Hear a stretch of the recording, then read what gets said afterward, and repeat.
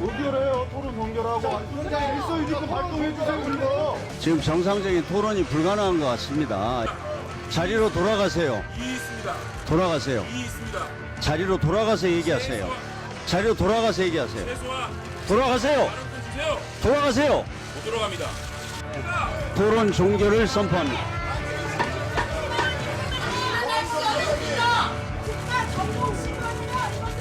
19분 중 찬성 11분, 반대 없기 때문에 가결되었음을 선포합니다.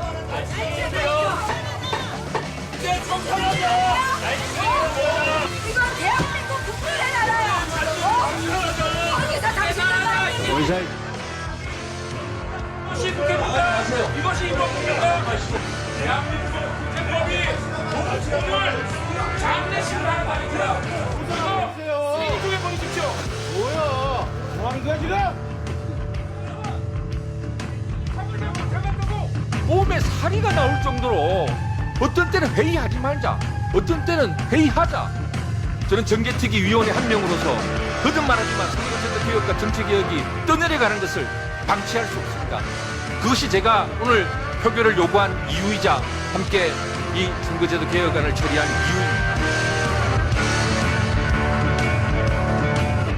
자, 선거법 이야기하겠습니다. 내년 4월 총선을 치르는 룰을 결정하는 문제, 결국 자유한국당 빼고 나머지 4당이 오늘 정개특위에서 네. 선거법 개정안을 의결했어요. 네, 법사위로 넘기는 거죠. 그렇습니다. 일단은 선거법이 뭐냐? 지난해 연말로 가보시면 네. 손학규 바른미래당 대표와 당시 이정미 정의당 대표가 단식을 하면서 소수 정당도 기회를 달라. 이 기회는 뭐냐면 지금 지역구 선거를 하는 것 외에 비례대표가 있잖아요. 네. 근데 비례대표를 번호를 주고 정당 지지율로 가는데 전국적으로 정당 지지 투표를 합니다. 정당 지지율에 연동해서 비례대표의 의석을 확보할 수 있도록 선거제를 바꿔달라는 요구였어요. 연동형 비례대표. 예, 그게 네. 연동형 비례대표제인데 갑론을박을 거쳐서 완전 연동형은 아니고 50% 연동형 비례대표제로 지금 개편안이 나와 있습니다. 네. 이게 패스트트랙에 들어가 있는 세 개 중에 하나죠. 그 핵심적으로 정개특위가 다루는 안이고요. 그런데 문제는 정개특위 시한을 연장해서 8월 말까지예요. 오늘이 8월 29일입니다. 제 생각에는 처리가 좀 불가피한 시점에 왔다고 봐요. 네, 당사자분들께 여쭤보겠습니다. 네, 다만 네. 문제는 합의가 아직 이루어지지 못했던 것이 네. 오늘 저 시끄러운 소동이 벌어진 이유입니다. 먼저 황 의원님께 자, 네.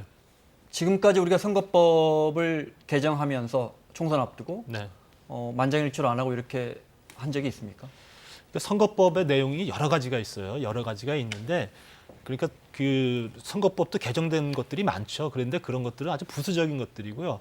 그러니까 그 선출 방식의 문제, 이런 아주 핵심적인 문제에 있어서는 특정 당 다수당의 힘으로 또 한 적은 없다. 해서 뭐 다수결로 처리한 적은 없었던 것이죠. 그래서 대단히 예외적인 상황이 발생되고 있고요. 네.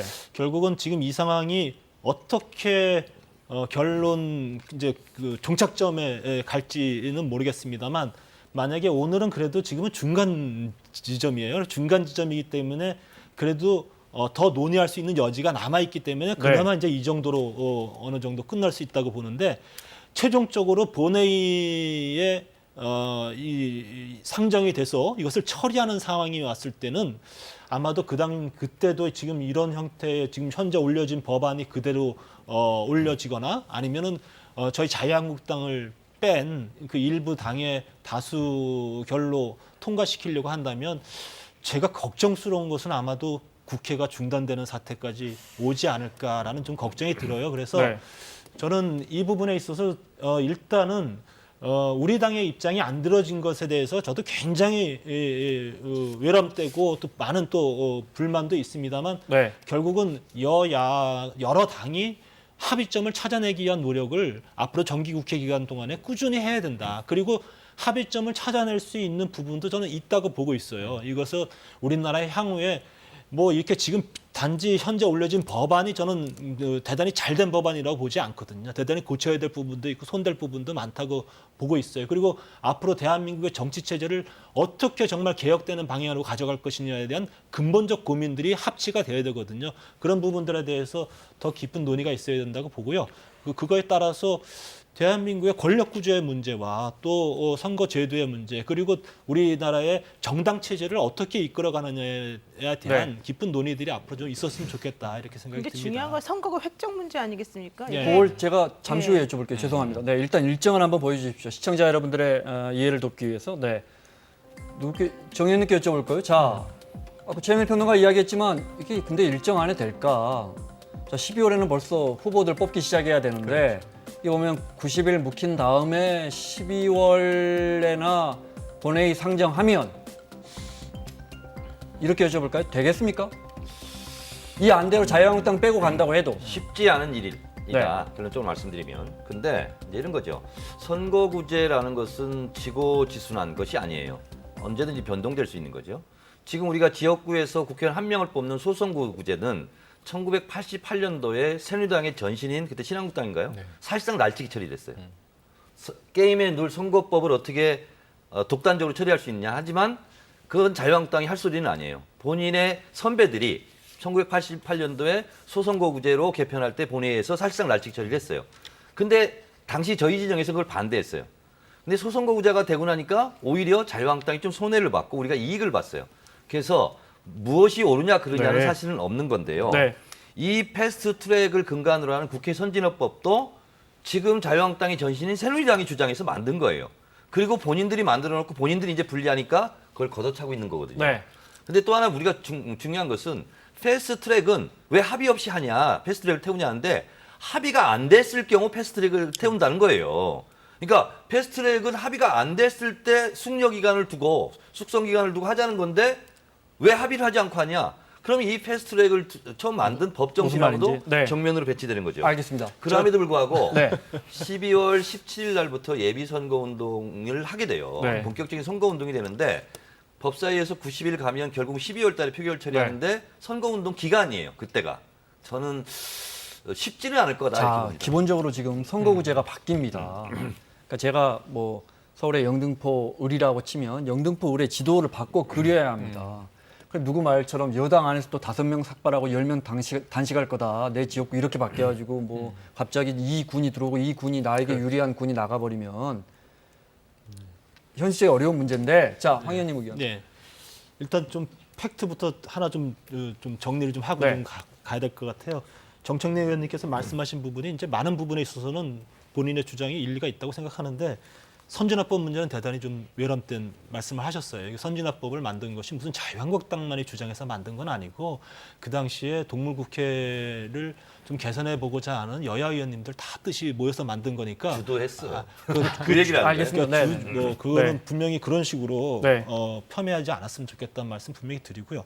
어쨌든 일단 지금 현재의 지역구 수를 줄여야 되는 아니잖아요, 이것이. 그러니까 지역구 수를 줄여야 되는데 그렇게 따져다 보면 일례를 들어서 이제 복잡한 데 말고 제가 지역구인 강원도만 보더라도 강원도에 지난번에 20대 국회 들어서 헌재가 인구 편차 2대1로 판결을 내리면서 그렇습니다. 저희가 소위 말해서 그 가장 당사자가 됐어요. 서울 면적의 10배에 해당하는 지역구를 제가 갖고 있는데 5개 군을 5개 군을 네. 했어요. 근데 만약에 이렇게 지역구 수가 줄어들게 되면 필연적으로 강원도는 또 한 석이 줄어들게 됩니다.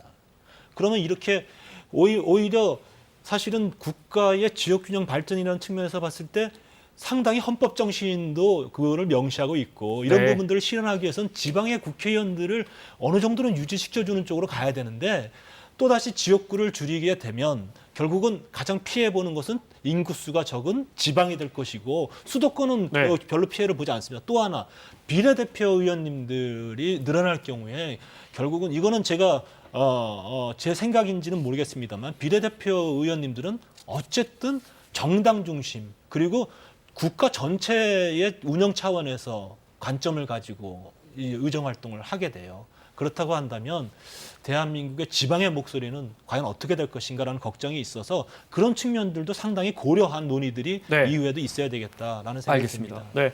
앞서 밑그림을 보니까 정개특위 선거법 통과되는 과정에서 자유한국당 장제원 간사 녹취가 있습니까? 네. 녹취 있으면 들려주십시오. 위원장님 너무 잔인하십니다. 이 심상정 안 이것은 일독도 하지 않았습니다. 국회도 하지 않았습니다. 이 안에 대해서는 일독이라도 하자라고 요구했습니다. 오늘 만약에 또다시 날치기를 한다면 민주당은 4번째 날치기를 하는 거라고 생각합니다. 역사와 국민 앞에 심판받을 것이라고 저는 확신합니다. 이거는 오늘 쓰레기통을 집어넣은 세력이 민주당과 정의당 그리고 바른미래당이 이룬 세력입니다. 자, 여기까지 듣겠습니다. 이거 하나만 여쭤보고 조국 후보자 이야기도 잠깐만 하겠습니다. 본회의 가면 수적으로는 가능합니까? 자유한국당 빼고? 수적으로는 가능할 것 같아요. 네. 뭐 과반수 의결이니까요. 자, 그런데 이제 문제는 드러나지 않는 의원들의 그 계산이죠. 253석에서 25석이 줄면 네.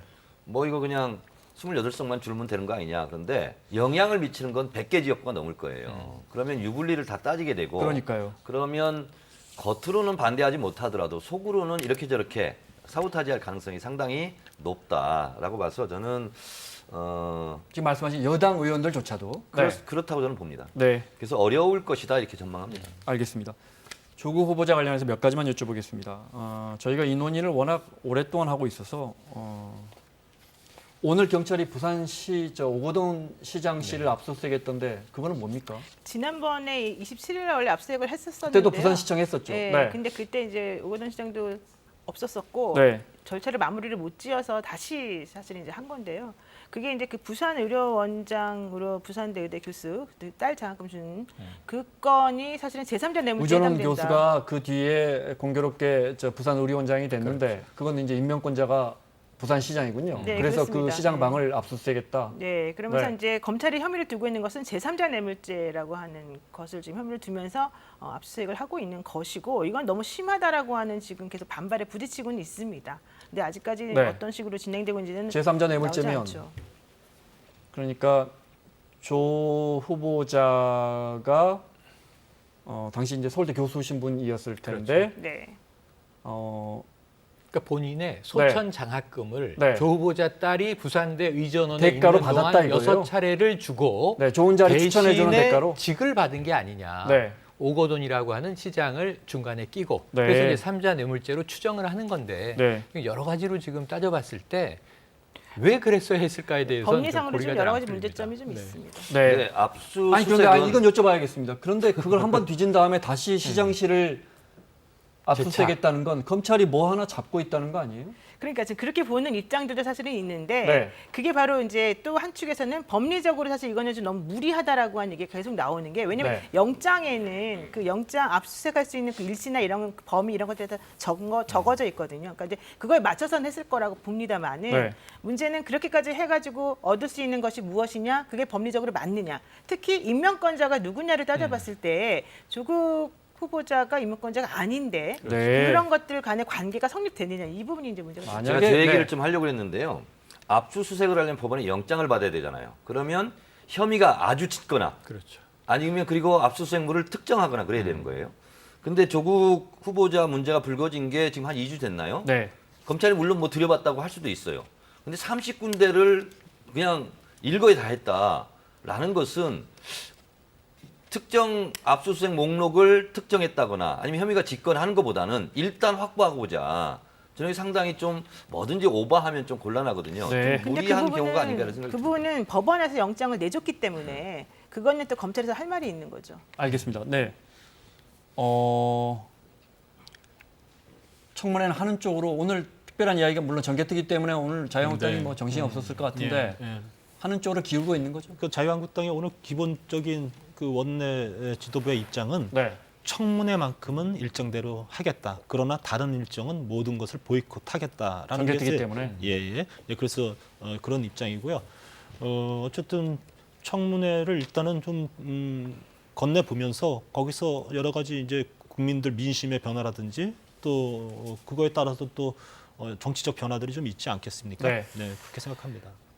증인 출석을 오늘까지는 5일 불러야 전에, 하죠. 5일 전에 원래 획정을 해야 5일 되는 전이면 거죠. 그렇죠. 네. 네. 뭐 양해를 구해서 5일 전 네. 뭐 그런 경우가 많이 있어요. 그러니까 이제 국회에서 증인 채택과 관련된 일정이 좀 늦어지거나 그럴 때 그 또 뭐 하루 전에도 부르고 그렇습니다. 예, 그래서 본인의 또 동의 하에 또 출석하는 경우도 있는데 지금 보니까 출석해야 될 출석 요구 대상에 포함되어 있는 분들이 자꾸 좀 해외로 나가려는 이제 그런 움직임들이 아니, 있어서 근데 예, 문제는요. 그런 것들에 대해서는 그 조금 부분은 더, 제가 정확하게 설명드리자면 하나만 설명드리자면 조국 후보자의 동생의 전 처가 오늘 출국하려고 하다가 저 승무원인데 출국하려다가 이제 출국 정지가 돼 있어서 출국 금지가 돼 있어서 못 나갔는데 마치 저 도주하려고 도피를 나간 게 하려고 아니고 한 이 사람은 아니다. 승무원이라 자기 일 하려고 나가려다가 출국 금지가 된 사실을 알고 못 나갔습니다. 제가 네. 그 부분만을 말씀드린 건 아니고요. 네. 네, 또 여러 가지 다른 것과 관련되어 있는 분들이 또 해외 출국하는 상황이 있어서 말씀드렸던 펀드 겁니다. 관련된 사람들 나가 있다고 그러더라고요. 그렇죠. 네, 네. 알겠습니다.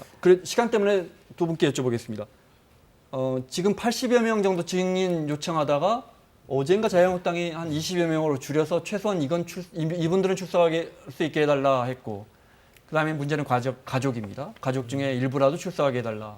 어떻게 합니까? 가족 신청은 아마 안 될 것 같고요. 절대 못 받습니다. 예, 저도 국정원 댓글 사건 때 권성동 간사랑 이제 증인을 가지고 이제 명단을 놓고 하나씩 줄여나갔거든요. 네. XP 하면서 최종적으로 이제 합의를 해서 이제 오는 건데 제가 봤을 때는 지금 자유한국당에서 요구한 25명은 다 안 될 것 같고 민주당에서 한 10명 이상 정도 요구할 거 아니겠습니까? 네. 그러면 15명 안팎이 되지 않을까 이렇게 생각합니다. 근데 그렇게 무리하게 해서 네, 여야가 노동생 의견 합의를 잠깐. 해도요. 네. 실제 증인이 소환장을 안 받거나 증인으로 안 나가거나 이렇게 되면 사실은 또 안 되는 부분이 있어요. 아 그렇군요. 네, 그러니까 가족들 여야가 합의한다고 해도 안 나와버리면 또 소환장을 일부러 안 받는 사람도 있어요. 네.